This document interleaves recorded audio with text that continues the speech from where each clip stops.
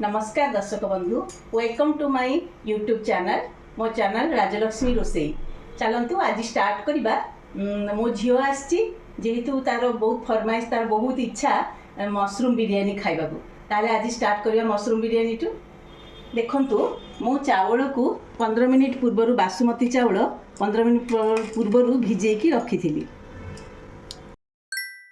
पानी नहीं जाइए, पानी फुटवा को छाड़देली। जितेबाला पानी फुटब सेतबले 2टी तेजपत्र, गोटे खंडे दालचीनी, गुजराती 3टी, 7 ରୁ 8 10टी गोलमरीच, लवंग भी 7-8टी नहीं जिबे, आउ अल्प किछि चक्री फूल पकई ताकू पानी फुटवा को छाड़िबा। पानी देखंतु फुटी आसिलानी। सेतेबेले मु जो बतरे की रखी 15 मिनिट पूर्व बासुमती चावल ताकू दे दबा।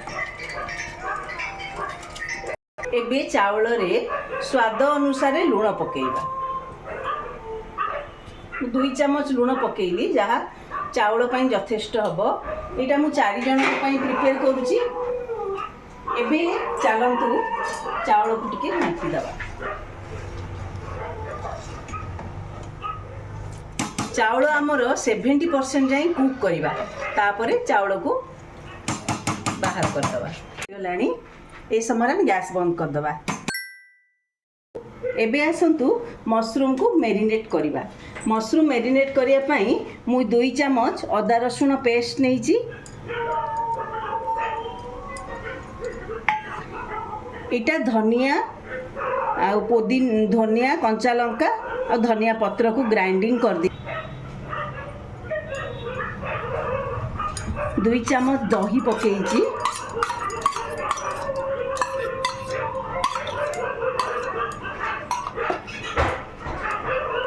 गोटे चम्मच हलदी गुंड, गोटे चम्मच लंका गुंड। आपण स्वाद अनुसार जदि अधिक राग खाउतिबे तापरे अधिक देबे लंका गुंड। आउ 2 चम्मच लूण।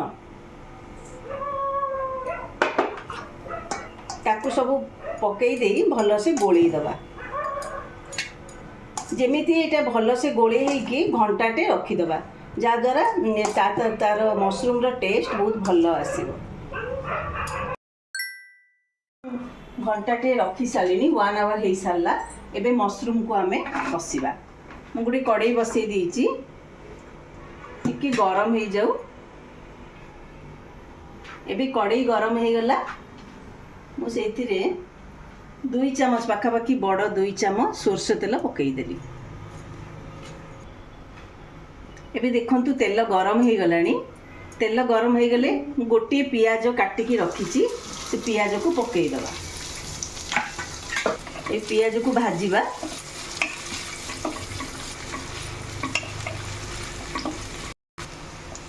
एबे पियाज भाजी हो गलानी। टिके पिंक कलर भाया हम, जमी पियाज ट्रांसल्यूशन हो सेतबले 2टी टमाटो पकई दी। एबे टमाटो को भाजीबा, जमी टमाटो भल से मिसीज पियाज सहित। देखंतु एबे टमाटो भाजी हो गलानी। टमाटो एमती अल्प मु घोड़े देइथिली, जाकि टमाटो जल्दी भाजी हो। पूर्व रेडी करके रखी मेरिनेशन करके रखी थी मशरूम पकई दे।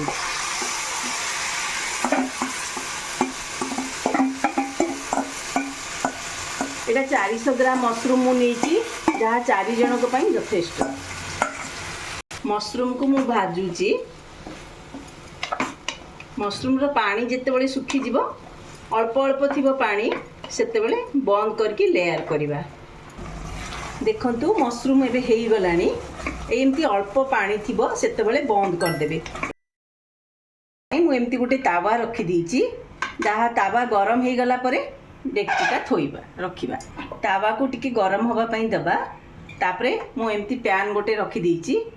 आपण स्टील हो रस हो जहाँ थिबो घरे सेटा रखिबे। एमती एबे पैन टा गरम हो गलानी। मु गोटे चम्मच घी देली, देसी घी।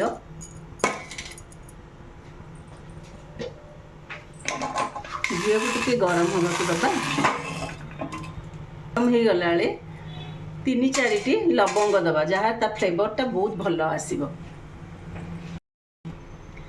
एबे देखंतु घी गरम हो गलानी, जो लवंग भी फुटी आसिलानी। एबे लेयर स्टार्ट करिबा। मु प्रथमे अल्प मशरूम देली,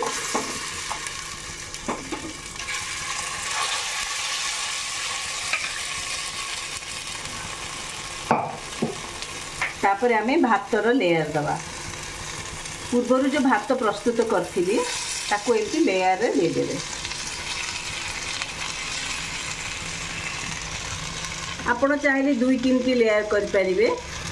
मु 2टी ही लेयर करछि। समय पूर्वर काटिकी रखी पुदीना पत्र, धनिया पत्र,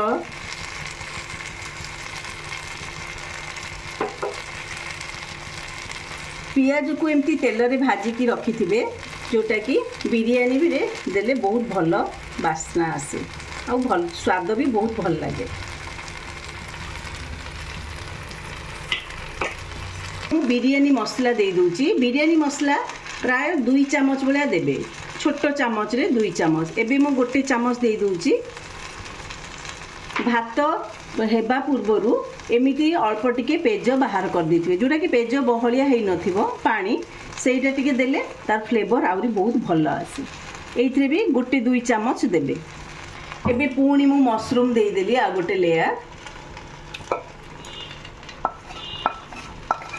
मसला गुड़ाक नष्ट करेनि, पूरा पोछिकी आमे कड़ई रु दे दबा।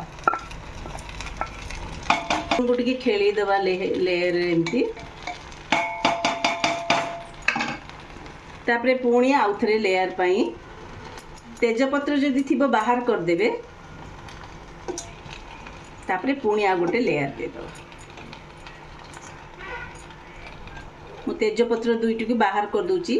तार सब फ्लेवर भात रे रही गलानी, आउ दरकार नहीं दबा। देखंतु एमती भात को मु पूरा चारिआडे खेली की दे दूची।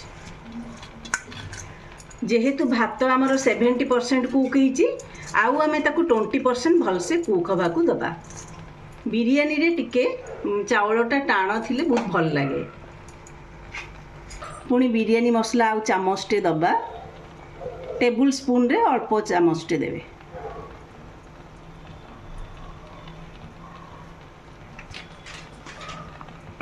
आपर पुणी पुदीना पत्र जो काटिकी रखी थिले ताकू दबा।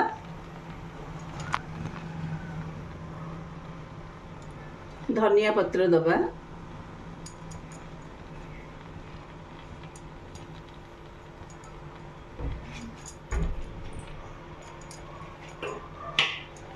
जो पियाज भाजिकी रखी थिले एमती ऊपर दे दबा।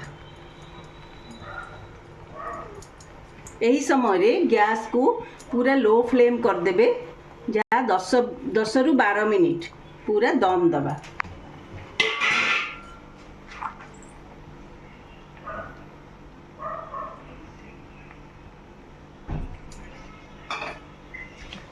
फ्लेवर टाकू टिके बैलेंस करिवा पई अल्प चीनी गोटे स्पून भलिया को पूरा लो कर देइथिबे। मु भी लो कर देइची। एबे हमें 10 रु 12 मिनिट पूरा दम हवा पे छाड़ीबा। एबे गैस बंद कर देली। अब बास्ना तो बहुत बढ़िया आसुची।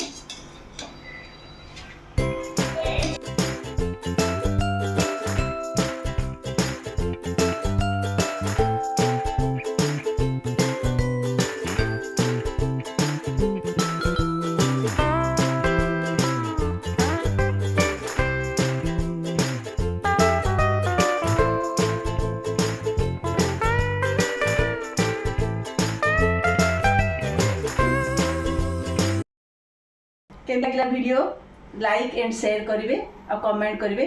आगु को आउ जहाँ वीडियो देखिबा को इच्छा मते निश्चित कमेंट करके कहिबे। नमस्कार।